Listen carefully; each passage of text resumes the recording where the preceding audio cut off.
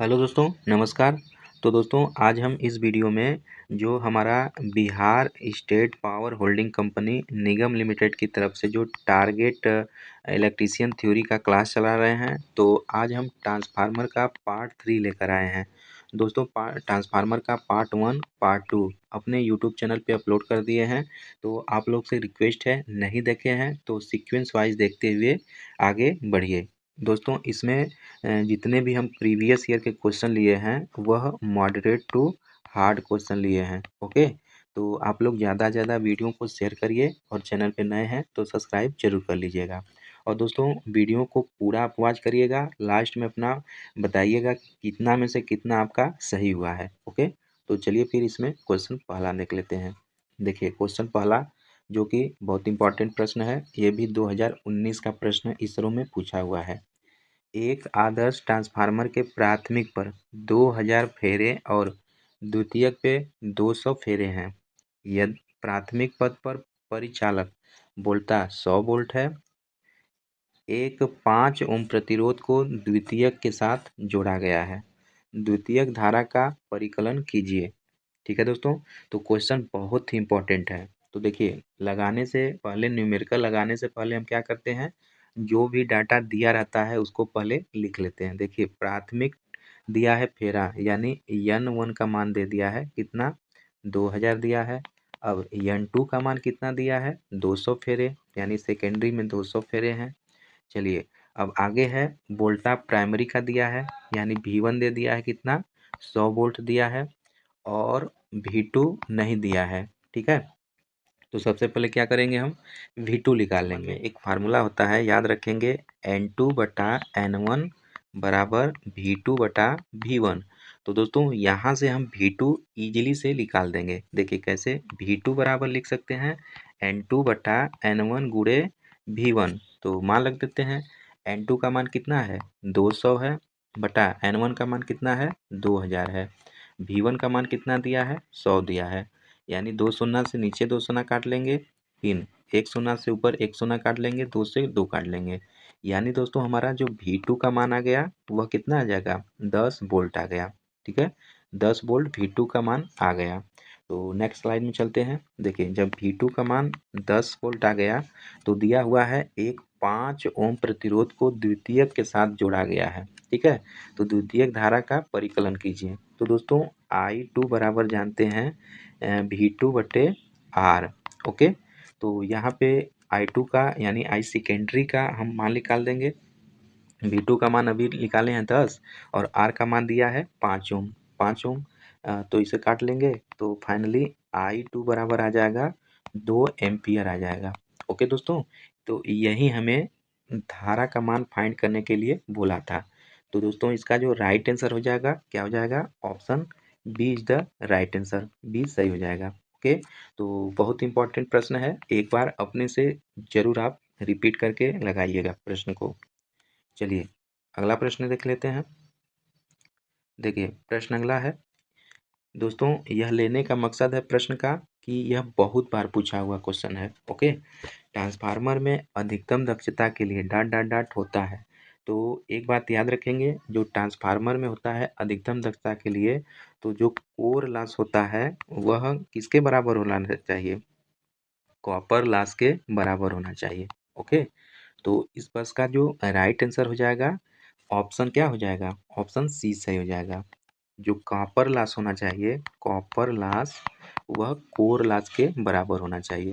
दोस्तों हम जानते हैं जो ट्रांसफार्मर होता है, तो ट्रांसफार्मर में कोर लॉस बहुत कम होता है। ओके, तो अगर अधिकतम दक्षता हमें ट्रांसफार्मर में प्राप्त करनी है, तो ट्रांसफार्मर की दक्षता कितनी होती है, 96 से 99% होती है।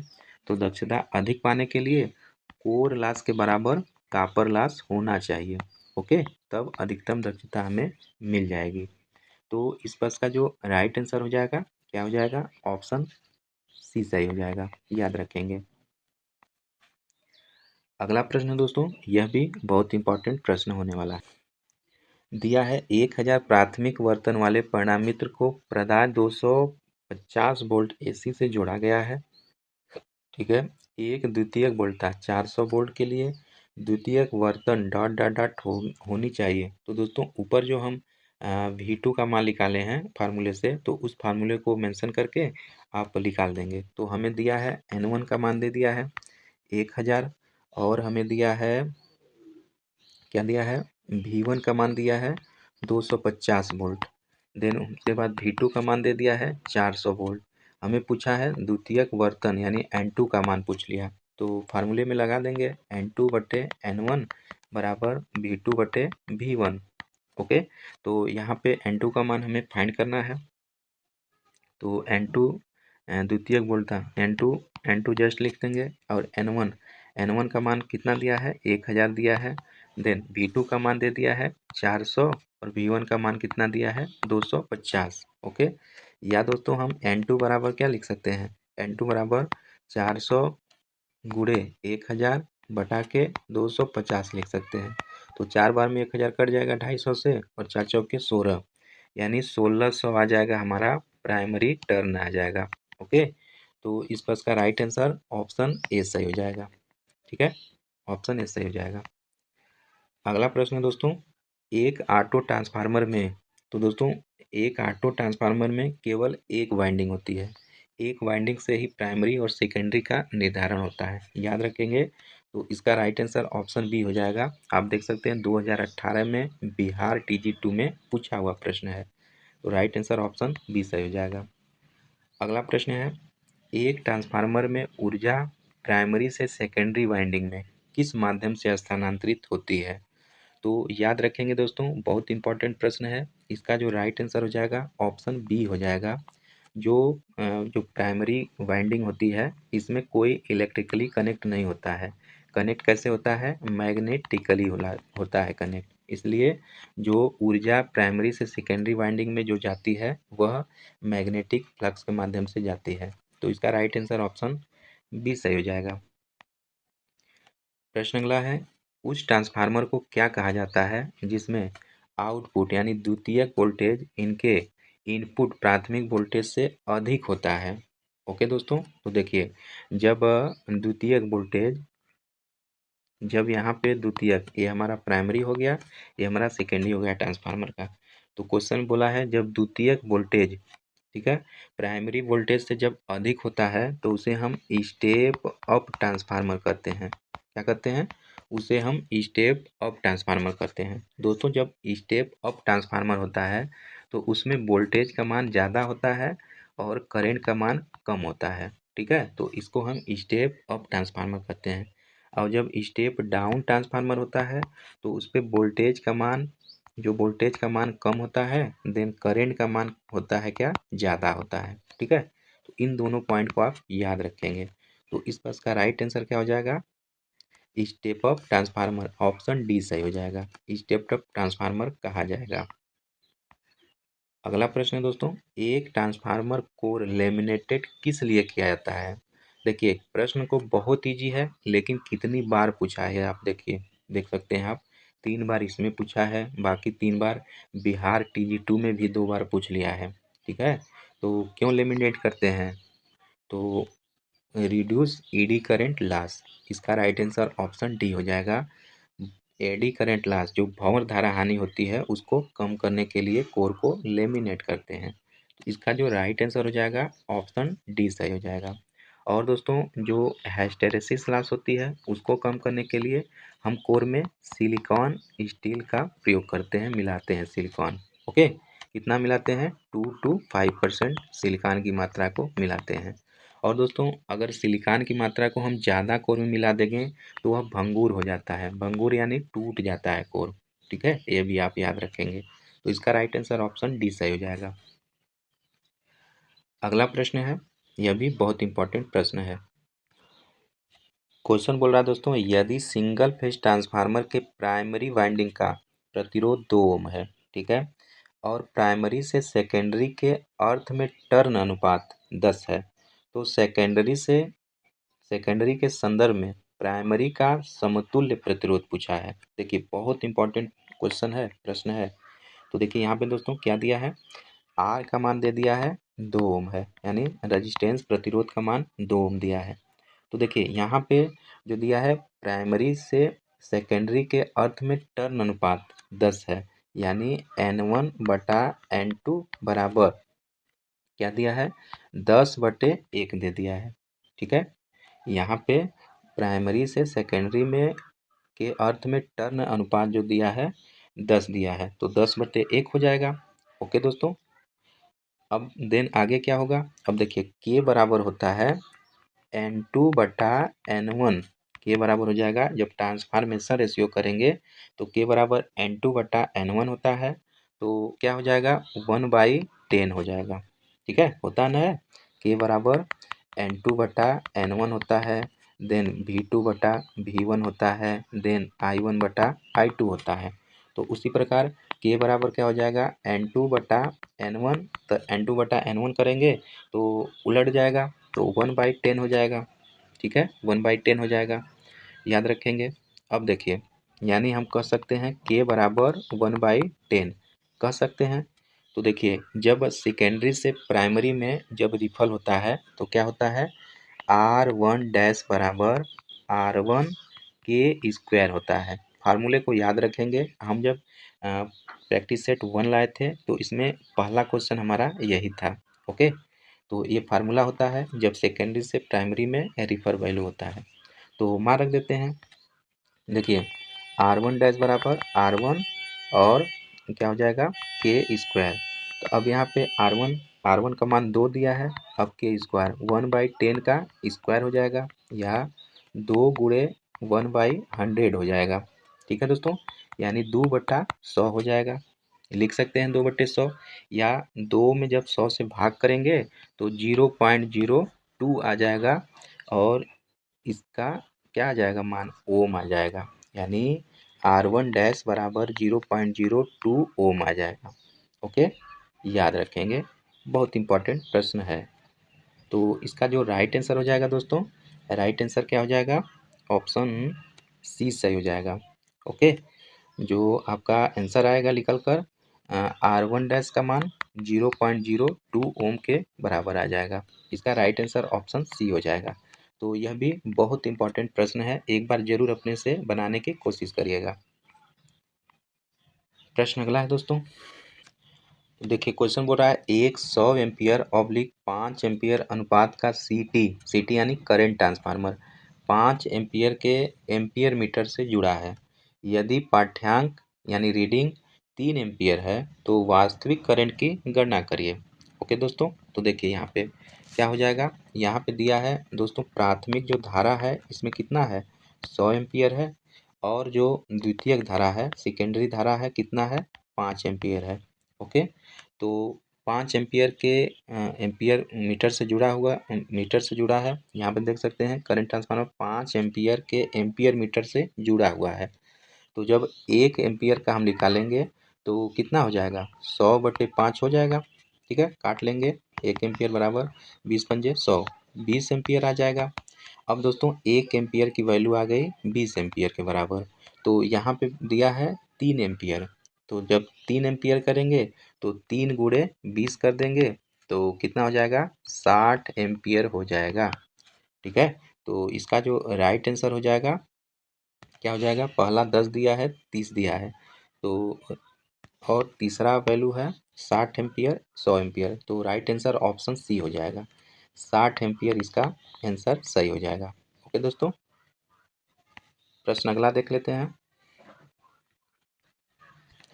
एक पूर्ण लोड वाले ट्रांसफार्मर में तांबे का क्षय 1000 वाट है, आधे लोड पर क्षय की गणना करिए। तो आधे लोड पे क्षय की गणना करना है, तो देखिए फार्मूला होता है अर्धभार पर तांबे का क्षय यानी लॉस बराबर होता है 1/2 का होल स्क्वायर इंटू कितना होता है इंटू फुल फुल लोड पूर्ण भार होता है। ओके, तो देखिए यहाँ पे अर्धभार दिया है तो अर्धभार पर ही पूछ रहा है, तो क्या हो जाएगा 1/2 2 का स्क्वायर होगा, 2 का स्क्वायर होगा इंटू 1000 हो जाएगा, तो 1/4 इंटू 1000, तो भाग कर देंगे कितना आ जाएगा 250 आ जाएगा, तो 250 वाट आ जाएगा। इसका राइट आंसर ऑप्शन ए सही हो जाएगा। ठीक है दोस्तों, तो फार्मूला आप याद रखेंगे, अर्धभार पे जो होता है 1/2 का स्क्वायर होता है इंटू पूर्ण भार पर कॉपर लॉस होता है। तो कॉपर लॉस 1000 दे दिया है, 1/2 का स्क्वायर करेंगे 1/4 हो जाएगा, गुणे 1000 भाग कर देंगे 250 आ जाएगा वाट। तो इसका राइट आंसर ऑप्शन ए सही हो जाएगा। अगला प्रश्न है, उपकेंद्रों में विभव परिणामित्र का प्रयोग डॉट डॉट डॉट के लिए परास बढ़ाने के लिए किया जाता है। तो दोस्तों जो उपकेंद्र होते हैं, सब स्टेशन होते हैं, उसमें विभव पोटेंशियल ट्रांसफार्मर का प्रयोग किसके लिए किया जाता है? शक्ति गुणक मीटर के लिए, एमीटर के लिए, वोल्ट मीटर के लिए या वाट मीटर के लिए। ओके, तो दोस्तों इसका जो राइट आंसर हो जाएगा क्या हो जाएगा? ऑप्शन सी हो जाएगा। वोल्टेज को मेजर करने के लिए प्रयोग किया जाता है। ओके, याद रखेंगे जो वोल्ट मीटर होता है वह 110 वोल्ट पे वर्क करता है। ठीक है, यह प्रायः स्टेप डाउन होता है। Potential transformer step down transformer होता है और दोस्तों इसको हम इंस्ट्रूमेंट ट्रांसफार्मर के नाम से जानते हैं। इसका राइट आंसर ऑप्शन सी हो जाएगा। अगला प्रश्न है, ट्रांसफार्मर रेटेड वोल्टेज से जुड़ा हुआ है। ठीक है, भिन भिनाहट हमिंग की आवाज़ करता है, इसका क्या कारण है? तो बहुत इंपॉर्टेंट प्रश्न है। पहला ओवरलोड है, शॉर्ट सर्किट है, वाइब्रेशन ऑफ कोर है, इम्प्रॉपर स्टैंकिंग ऑफ कोर दिया है। तो दोस्तों जो यह कारण होता है मेनली, इसका क्या कार्य होता है, कब यह भिनभिनाहट की आवाज़ करता है? तो देखिए जब क्या होता है बाइंडिंग वगैरह, बाइंडिंग का वाइब्रेशन जब हिलता है तब यह स्थिति पैदा होती है, भिनभिनाहट हमें की आवाज़ आती है। ओके, तो इसका जो राइट आंसर हो जाएगा ऑप्शन सी सही हो जाएगा। वाइब्रेशन ऑफ कोर, जब कोर वाइब्रेट करता है, करता है तब हमिंग की आवाज़ आती है। दोस्तों हमिंग की जो आवाज़ आती है वह किसके कारण आती है? तो मैग्नेटो स्टिक्शन के कारण प्रोड्यूस होती है, याद रखेंगे। तो इसका राइट आंसर ऑप्शन सी सही हो जाएगा। अगला प्रश्न है, ट्रांसफार्मर शॉर्ट सर्किट टेस्ट का मुख्य उद्देश्य क्या निर्धारित करता है? तो दोस्तों शॉर्ट सर्किट टेस्ट हम कॉपर लॉस ज्ञात करने के लिए करते हैं। ठीक है, ट्रांसफार्मर में दो प्रकार का टेस्ट होता है, एक ओपन सर्किट टेस्ट होता है, एक शॉर्ट सर्किट टेस्ट होता है। तो open circuit test core loss को ज्ञात करने के लिए किया जाता है। जो इसका जो सेकेंडरी वाइंडिंग होता है वह हाई वोल्टेज रखा जाता है। ठीक है, खुला होता है, हाई वोल्टेज होता है और प्राइमरी वाइंडिंग लो वोल्टेज होता है। तो लो वोल्टेज की तरफ हम लगा के इंस्ट्रूमेंट को मेजर करते हैं। और जो दूसरा टेस्ट होता है वह शॉर्ट सर्किट टेस्ट होता है। शॉर्ट सर्किट टेस्ट में जो सेकेंडरी वाइंडिंग होती है वह शॉर्ट होती है, जो लो वोल्टेज होती है, और प्राइमरी वाइंडिंग हाई वोल्टेज होती है। जो हाई वोल्टेज साइड हम इंस्ट्रूमेंट लगा के कॉपर लॉस को मेजर करते हैं। ठीक है दोस्तों, तो जो ट्रांसफार्मर का शॉर्ट सर्किट टेस्ट है वह कॉपर लॉस को ज्ञात करने के लिए किया जाता है। राइट आंसर ऑप्शन सी सही हो जाएगा। अगला प्रश्न है, स्थिर वोल्टेज और सप्लाई फ्रीक्वेंसी पर किसी ट्रांसफार्मर में निम्नलिखित में से कौन सी हानि एक समान बनी रहती है? दोस्तों वोल्टेज स्थिर वोल्टेज है और सप्लाई फ्रीक्वेंसी पर किसी ट्रांसफार्मर में कौन सी हानि समान बनी रहती है? तो याद रखेंगे जो कोर लॉस होता है वह समान बना रहता है। और दोस्तों कॉपर लॉस को वेरिएबल लॉस भी कहते हैं, क्योंकि जब लोड डालते हैं तब कॉपर लॉस होता है, वैसे कॉपर लॉस नहीं होता है। और फ्रिक्शन लॉस कोई इसमें रोटरी पार्ट तो होता नहीं, ट्रांसफार्मर है इसलिए फ्रिक्शन लॉस और विंडेज लॉस ये सब नहीं होता है, केवल कोर लॉस और कॉपर लॉस होता है। तो जो प्रश्न में पूछा है कि स्थिर वोल्टेज है और सप्लाई फ्रीक्वेंसी पर किसी ट्रांसफार्मर में निम्नलिखित में से कौन सी हानि होती है, कौन सी हानि एक समान बनी रहती है? तो कोर लॉस जो होता है एक समान बना रहता है। राइट आंसर ऑप्शन डी सही हो जाएगा। अगला प्रश्न है, एक कोर टाइप ट्रांसफार्मर में क्या होता है? 2 magnetic path, no magnetic path, 1 magnetic path, 3 magnetic path. तो बहुत इंपॉर्टेंट प्रश्न है दोस्तों। जो एक कोर टाइप ट्रांसफार्मर होता है उसमें 1 मैग्नेटिक पाथ होता है। तो आप देखे होंगे इसका फिगर, जो कोर टाइप ट्रांसफार्मर होता है केवल एक मैग्नेटिक पार्ट, वो भी सीरीज में कनेक्ट होता है, उससे जुड़ा होता है। ओके, तो इसका राइट आंसर ऑप्शन सी सही हो जाएगा। अगला प्रश्न है, उस ट्रांसफार्मर को क्या कहा जाता है जिसमें कॉमन लेमिनेटेड कोर पर एक से अधिक प्राइमरी या एक से अधिक सेकेंडरी वाइंडिंग होती है? ओके, क्या कहते हैं? पहला ऑप्शन दिया है डिस्ट्रीब्यूशन ट्रांसफार्मर, दूसरा सिंगल फेज ट्रांसफार्मर, तीसरा थ्री फेज ट्रांसफार्मर, चौथा मल्टीपल वाइंडिंग ट्रांसफार्मर। तो दोस्तों इसका जो राइट आंसर हो जाएगा ऑप्शन डी हो जाएगा। जो कॉमन लिमिटेड कोर पर एक से अधिक प्राइमरी या एक से अधिक सेकेंडरी वाइंडिंग होती है वह मल्टीपल वाइंडिंग ट्रांसफार्मर कहलाता है। राइट आंसर ऑप्शन डी सही हो जाएगा। प्रश्न अगला है और देख सकते हैं 3 बार एग्जाम में पूछा है बिहार TG2 के एग्जाम में। ट्रांसफार्मर में उस वाइंडिंग को क्या कहते हैं जो आपूर्ति से जुड़ा होता है? तो जो आपूर्ति से जुड़ा होता है उसे हम प्राइमरी वाइंडिंग कहते हैं और जिससे हम लोड लेते हैं उसको हम सेकेंडरी वाइंडिंग बोलते हैं। याद रखेंगे। तो इसका राइट आंसर ऑप्शन बी सही हो जाएगा। अगला प्रश्न है ट्रांसफार्मर में शॉर्ट सर्किट टेस्ट का मुख्य उद्देश्य क्या निर्धारण करना होता है? तो कुछ नहीं, कॉपर लॉस ज्ञात करने के लिए शॉर्ट सर्किट टेस्ट का प्रयोग किया जाता है। और दोस्तों जो ओपन सर्किट टेस्ट होता है वह कोर लॉस ज्ञात करने के लिए किया जाता है। याद रखेंगे। तो इसका राइट आंसर ऑप्शन ए सही हो जाएगा। प्रश्न अगला है ट्रांसफार्मर की वाइंडिंग के लिए कौन सा वायर प्रयोग किया जाता है? तो दोस्तों याद रखेंगे जो ट्रांसफार्मर की वाइंडिंग होती है उसके लिए जो मेनली यूज किया जाता है तो सुपर एनिमल्ड कॉपर का वायर प्रयोग किया जाता है। ओके, याद रखेंगे सुपर एनिमल्ड कॉपर का वायर ट्रांसफार्मर की वाइंडिंग के लिए प्रयोग किया जाता है। तो इसका राइट आंसर ऑप्शन डी सही हो जाएगा। अगला प्रश्न है एक स्टेप अप ट्रांसफार्मर की निम्न में से कौन सी वाइंडिंग में टर्न की संख्या अधिक होगी? दोस्तों स्टेप अप है तो सेकेंडरी वाइंडिंग में टर्न की संख्या अधिक होगी। ठीक है, इसका राइट आंसर ऑप्शन सी हो जाएगा। जो स्टेप अप होता है तो सेकेंडरी वाइंडिंग में टर्न की संख्या ज़्यादा होती है और प्राइमरी वाइंडिंग में टर्न की संख्या कम होती है। देन स्टेप डाउन अगर रहता है तो प्राइमरी वाइंडिंग में टर्न की संख्या ज़्यादा होती है, सेकेंडरी वाइंडिंग में टर्न की संख्या कम होती है। याद रखेंगे। तो इसका राइट आंसर ऑप्शन सी सही हो जाएगा। अगला प्रश्न बोल रहा है दोस्तों एक ट्रांसफार्मर के लौह लास को कितने योग के रूप में व्यक्त किया जाता है? तो लौह लास है AD current, dielectric, copper, stay, hysteresis. ठीक है। तो दोस्तों इसका जो राइट आंसर हो जाएगा क्या हो जाएगा? जो मेन आपका एक ट्रांसफार्मर में लौह लास होता है तो लौह लास देखिए लौह लास मतलब इंग्लिश में क्या कहते हैं आयरन लॉस। तो आयरन लॉस दो प्रकार का होता है, एक ईडी करंट लॉस होता है और एक हिस्टैरिसीस लॉस होता है। ठीक है। तो इसका नीचे ऑप्शन दिया हुआ है तो कौन कौन सा होता है? तो देखिए इसमें ईडी करंट हो जाएगा और दूसरा हिस्टैरिसीस हो जाएगा। ठीक है, हिस्टैरिसीस हो जाएगा। पहला ईडी हो जाएगा, दूसरा हिस्टैरिसीस हो जाएगा। तो 1-5 आगे जो दिया गया है उसमें 1-5 सही हो जाएगा। दोस्तों दिया नहीं गया है, आगे दिया गया था लेकिन स्लाइड नहीं लगा पाए हैं। इसका जो सही हो जाएगा कोर लॉस में होता है ईडी करंट लॉस होता है और हिस्टैरिसीस लॉस होता है। तो यही दोनों सही हो जाएगा। ठीक है, याद रखेंगे। अगला प्रश्न है ट्रांसफार्मर की सामान्य दक्षता अधिकतम कब होती है? तो दक्षता अधिकतम सामान्यतः कब होती है? जब आयरन लॉस कॉपर लॉस के बराबर हो जाता है। ओके, याद रखेंगे।